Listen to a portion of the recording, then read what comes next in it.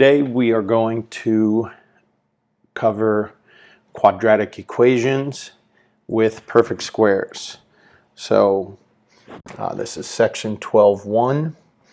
What we're going to start looking at are how to solve quadratic equations.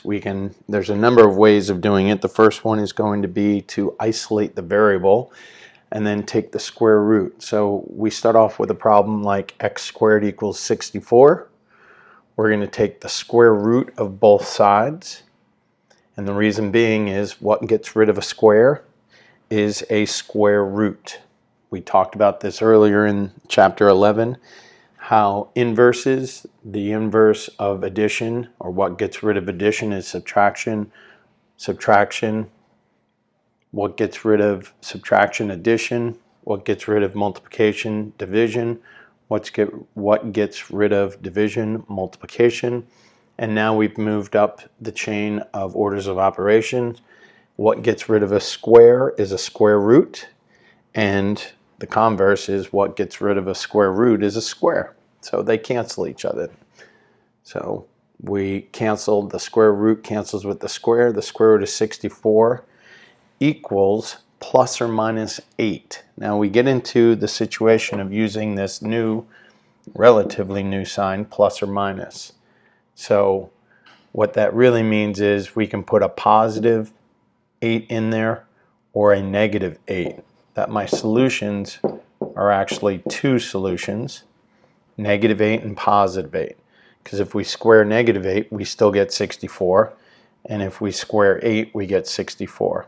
Anytime we take the square root of a variable being squared, we have to implement the plus or minus. Now we see this one, the square root, a squared equals negative 9. We're going to take the square root, but this time we have to take the square root of a negative number, which is impossible.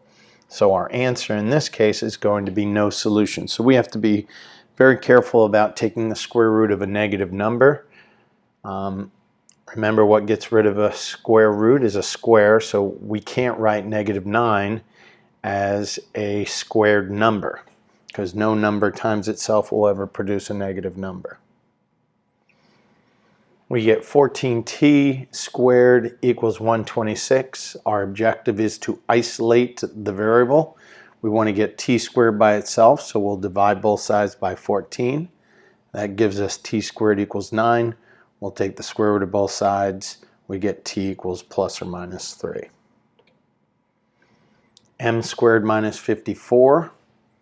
54 is not a perfect square, so this is not the difference of squares. We definitely would like to look at that and see m squared minus 54 equals 0. If we could factor it, we would factor it, but we can't factor that because it's not the difference of squares. It's two terms. It is subtraction, but both of those terms are not perfect squares. 54 is not a perfect square. So we're going to have to add 54 to both sides. We're left with m squared equals 54. We're going to take the square root of both sides, and then we're going to simplify 54 to plus or minus 3 rad 6. We break 54 into rad 9, rad 6, and we get plus or minus 3 rad 6. And that plus or minus is implemented or placed in there once we take the square root of it. So here we've actually got a binomial square, which is nice. So that technically is isolated. If we have a binomial square, we're going to want to isolate that. We can't get into that x inside the parentheses because it's being squared. So we've isolated it. We're going to take the square root of both sides. We get x plus 6 equals plus or minus 4. This is where we break into something new. So what do we do here? Well, we have to separate them into both of those situations. We have to look at it as x plus 6 equals 4 and x plus 6 equals negative 4. So we're going to subtract 6 from both sides. We get x equals negative 2. We're going to subtract 6 from both sides, and we get x equals negative 10. So my solution is negative 10 comma negative 2. Remember, we place them in numerical order.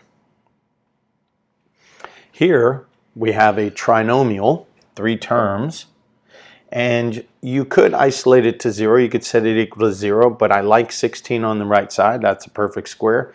And hopefully at this juncture, you see that x squared plus 6x plus 9 is a binomial square.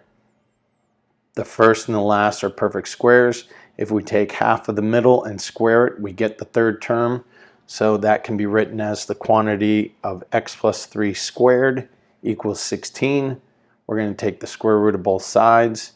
We get x plus 3 equals plus or minus 4. We again separate them into 2 different situations. X plus 3 equals 4 and x plus 3 equals negative 4. Subtract 3 from both sides, we get x equals 1. Subtract 3 from both sides, we get x equals negative 7. And that would be my solution.